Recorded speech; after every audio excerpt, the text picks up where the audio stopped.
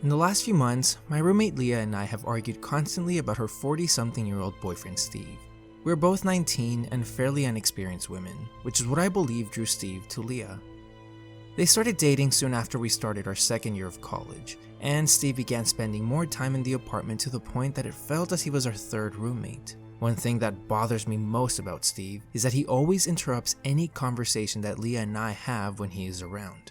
It's almost as if he is trying to find a way to end our friendship, especially since he has told her that he thinks I'm a horrible person. Earlier this month, Steve and Leah began to argue more and more. By the end of the week, Leah ended their relationship. Unfortunately, both blame me for the relationship issues, and this meant that Leah stopped talking to me for a few days. Because we have different schedules, I always leave home earlier than Leah and return much later than Leah too. Whenever I would get home from school or work, Leah would simply slam her door shut.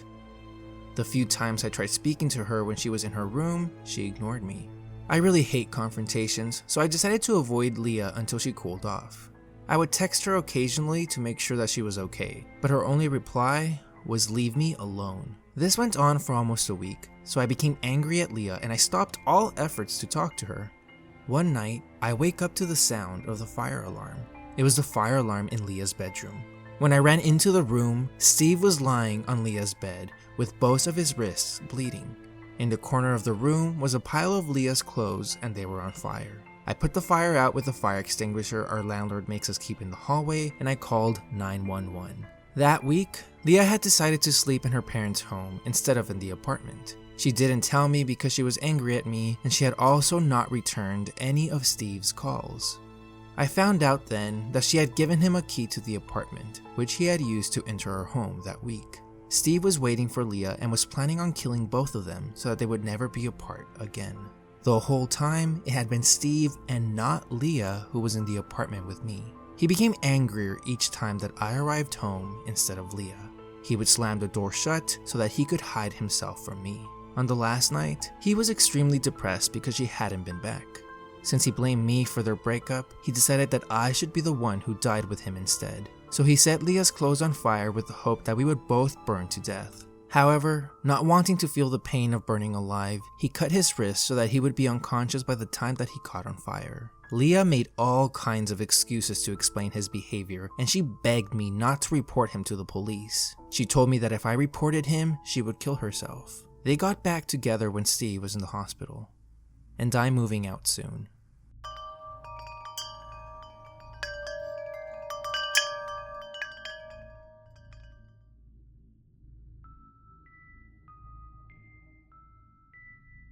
This story takes place in the late 1970s, during a time when credit cards were used to open locked doors. My grandmother lived in South Richmond, Virginia, which was at the time the murder capital of the United States. She worked night shift as a security guard at a hotel and lived in a new apartment complex in the inner city, fresh out of college, and she didn't have the income to live anywhere else. She lived on the third floor of the apartment complex. It was unlit and rather dark, even at high noon. Not long after she had gotten home from work, she heard shuffling outside of the door.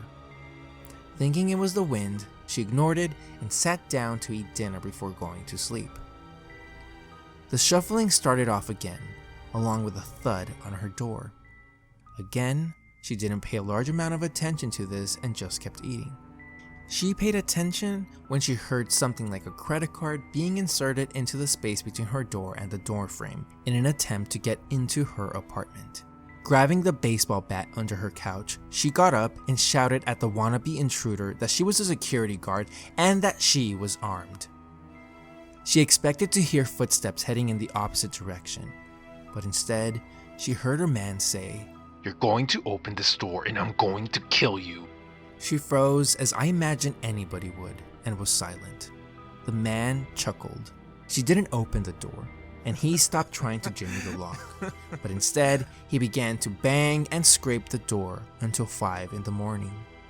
My grandmother was terrified to leave her apartment and terrified to return to it in case the intruder would be there. She later went to the manager of the apartment complex, who deferred her to the Richmond police. They told her that there had been multiple reports of similar incidents as well as rapes and murders in the area. The culprits were not caught then, but were later discovered to be the Briley brothers.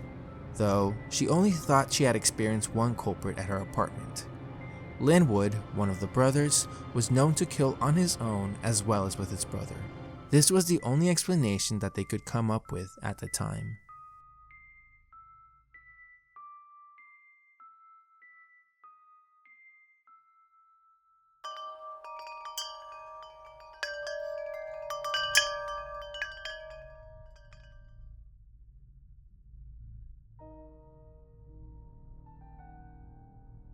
When I was a kid, I lived in a pretty normal, semi-rural suburb of a major US city. When this started in 1997, I was 6, my brother was 3, and my half-sister was 18. My sister made the dean's list at her university her first 2 semesters, so we went out to dinner to celebrate. The 5 of us, along with my grandparents, went to a seafood restaurant chain in a nearby city. It was connected to a mall, and our table was by a window that looked out into the hallway of the mall. Shortly after ordering, I looked up from my coloring to see a woman staring in the window at us. She had long, stringy, mousy-colored hair and big glasses, and a long olive green coat. She made me nervous from the get-go. Next time I looked up, she was no longer in the hallway of the mall, but in the restaurant. She was standing at the host stand, ignoring the host questions about how many people she would be dining with. She was still staring at our table. Eventually, she requested to be sat at the bar, where she could still see us. I finally pointed out to my grandmother that someone was staring at us. She pointed it out to the waiter, and he said that unfortunately there wasn't much he could do unless she actually harassed us. So we finished our meal in uneasy silence, all of us aware that this woman was staring. After dinner, we walked around the mall. The woman followed us into American Eagle, which at the time wasn't so teenager-oriented, so that could have been a coincidence.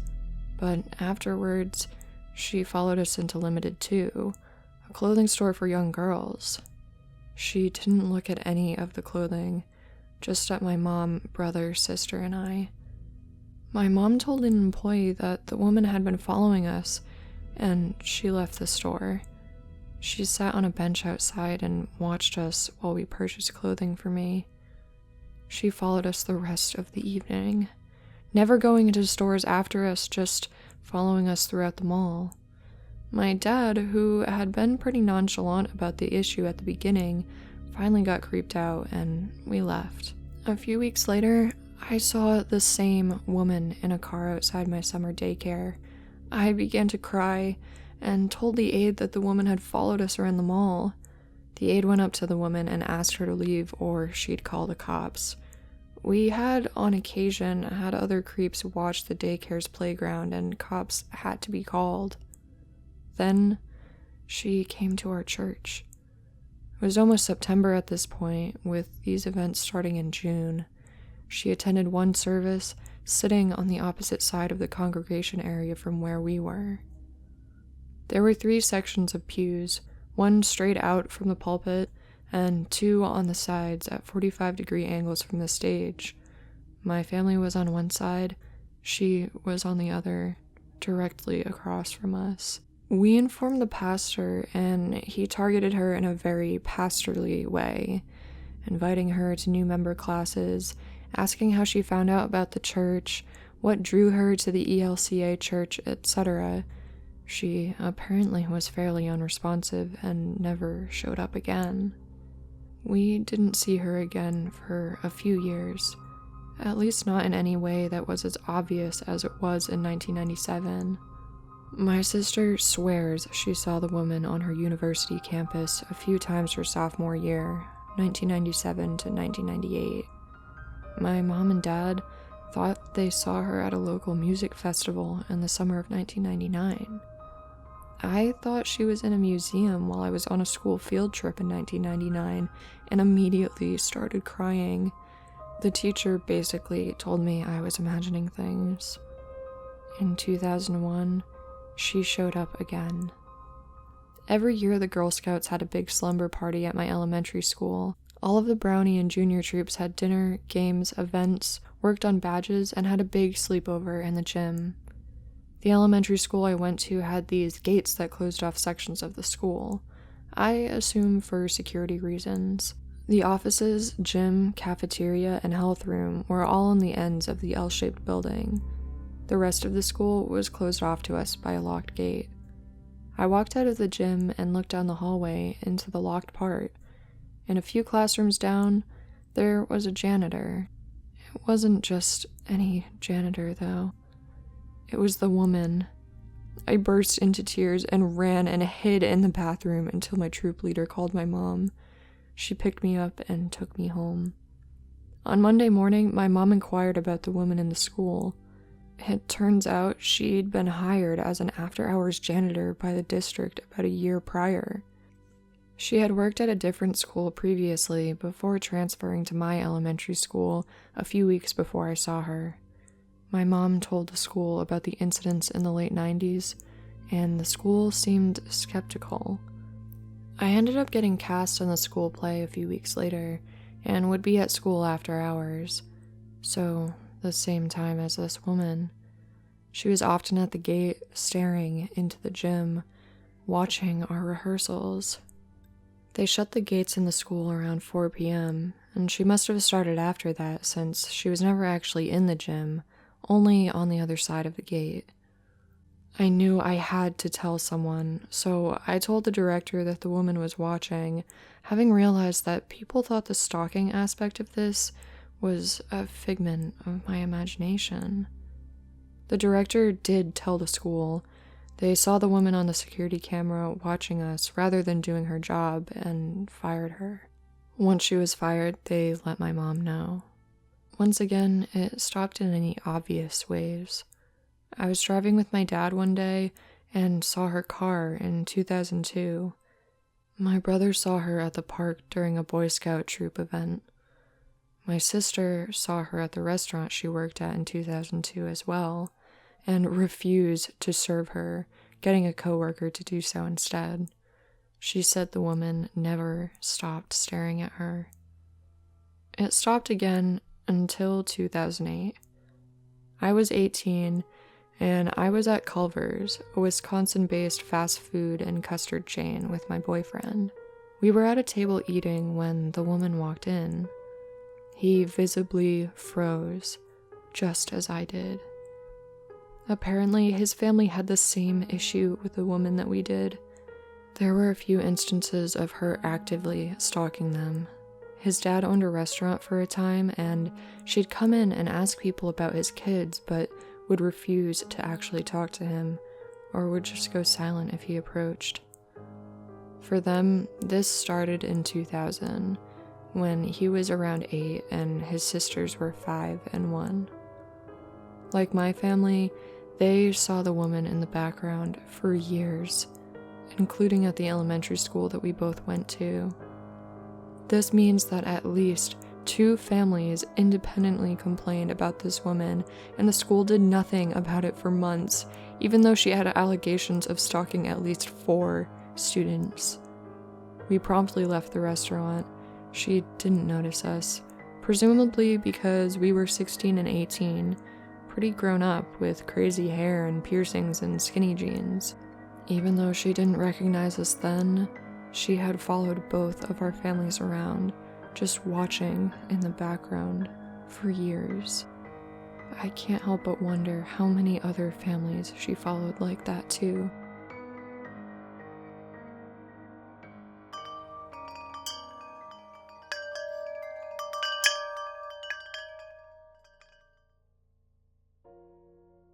It all started at a gas station in a large city in the south. I was filling up my work truck when I noticed a woman at the pump next to me. She was cute, short, petite, beautiful eyes, and had great curves. The sort of thing that any man notices, even those that are happily married like me. So as I finished pumping gas, I went inside to pay and returned to my vehicle. She smiled and approached me. There was small talk of the variety that I actually don't remember, but it was a totally unspectacular human interaction. Or so I thought. It faded into the memories of random day-to-day interactions that any outdoor sales representative experiences. Sometime later, I started getting texts to my cell phone from a number that I didn't recognize. Hi, how are you? Do you know who this is? I've been thinking about you. Understand that as an outside sales rep, I get hundreds if not thousands of calls and texts a month from clients, so random numbers popping up usually don't surprise me. With calls and texts soliciting things, new and existing clients wanting to chat or discuss work, or simply being included in endless group messaging, I tended to ignore anything that didn't address me by name or by some specific project. I actually thought that someone at the office was playing tricks on me. This went on at random intervals for a while, and I largely ignored them until I got one that said, We shared such a beautiful moment at the gas station. How can you ignore me? I looked at my phone history, and there were dozens of calls and texts from this same number over the last few months, but I hadn't noticed the frequency of contact from this specific person. One detail to note is that on the side of my work truck is a company sticker with my cell phone number, email address, and the name and address of the office. I didn't respond to the messages. The conversation goes silent for a few months until I come to work one day and notice a girl sitting in the front office, crying, surrounded by a few of my coworkers who were trying to console her and who generally just looked confused. It was the woman from the gas station. She had apparently wandered into the office, crying, sat down, and continued to sob. She never said anything until I walked in. When she saw me, she got up and ran towards me. She jumped on me, wrapping her legs around in an embrace, and she whispered, I need to talk to you, alone, now. We went into my office and she closed the door. She looked at me and said, When you don't respond to me, it makes me crazy. The rest of the conversation is a blur of her attempting to seduce me, to threaten me, and back. She would say things like, If you would just let me take you to lunch one time and don't like me, I'll go away. And if you don't have lunch with me, I will tell your boss that you've been harassing me in public. And this was probably the most terrifying thing that I have ever experienced in my life. And sadly, I reacted badly. I said, "Oh, okay, meet me for lunch in an hour and we can discuss this." She left happy and the text started again with messages like, I knew I didn't wear panties today for a reason. And then she started to send pictures. My phone didn't stop vibrating with notifications for hours. Hundreds of pictures. Nudes, duck faces, upskirts, masturbation, whatever. I didn't meet her for lunch, and about 5 p.m., she stopped messaging me. In fact, she went completely silent, and I thought that she had finally gotten the hint.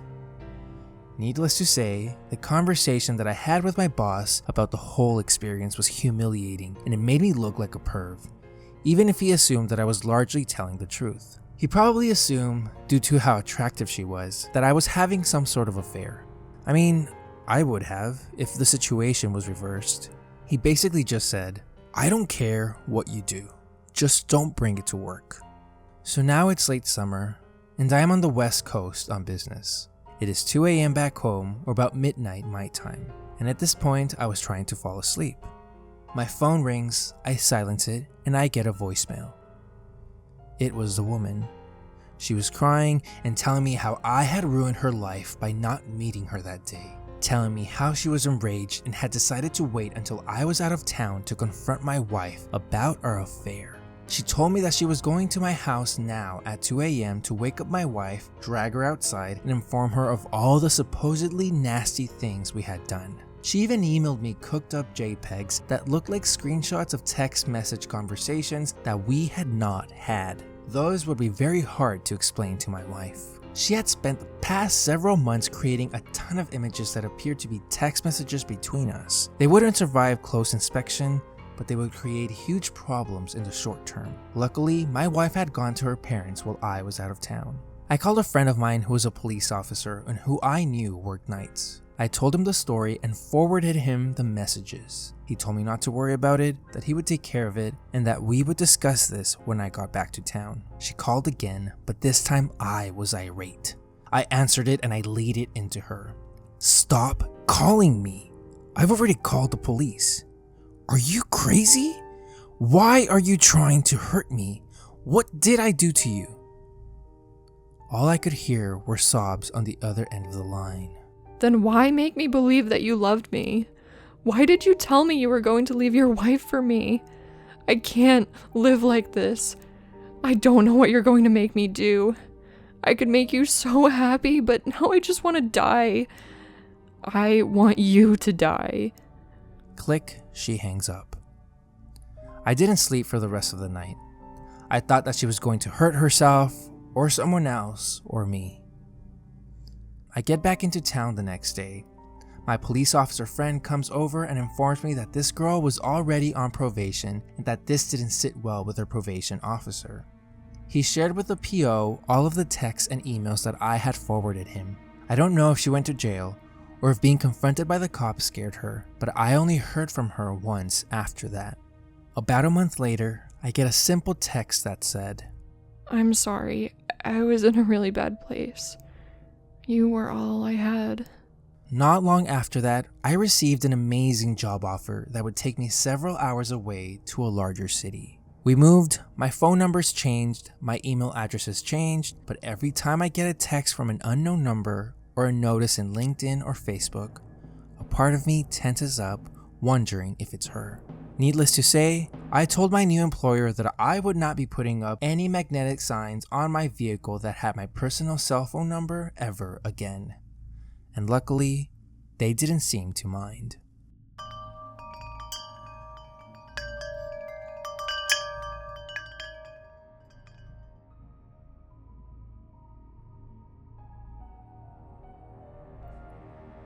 This happened about 2 years ago. I was at my mother's house helping with some paperwork and just hanging out. She lived in a Navy housing unit.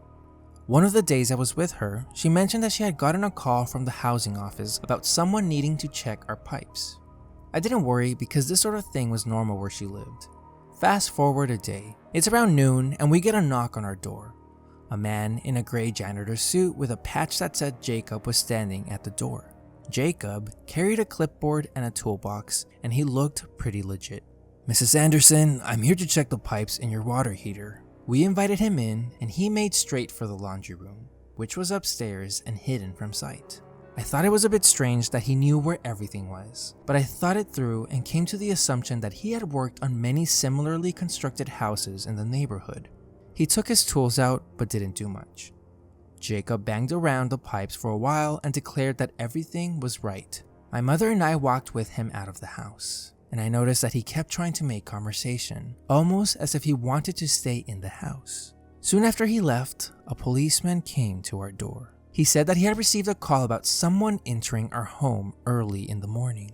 The witness, a good friend of my mother's, said that she was taking out her trash at around 6 a.m. and saw a man she didn't recognize entering our home. She assumed that it was just a friend of mine that was staying with me. When she saw the man again in the afternoon, he was trying to get into our back door. She described him as tall, wearing a janitor suit, carrying a toolbox, and we knew that it was Jacob. My mother and I gave his description to the police, and they said that they would send out a patrol tonight to keep watch. And nothing happened that night. Fast forward to midnight the next day. I was getting into bed after watching a movie. I threw my day clothes onto the bed and I bent over to get some pajamas out of my suitcase. And what I saw still horrifies me. There were muddy boot prints all around the case. They were disfigured, almost as if somebody had tried wiping them away. The footprints were still wet, and this was horrifying. I grabbed my phone to call the police when I heard a noise outside the window. There was someone on my roof. I ran into my mother's room and I locked the door. She was still asleep, but there were boot prints all around her bed. By the time the police showed up, the person was gone, and I have not had anything like that happen to me since, and I hope that I never will.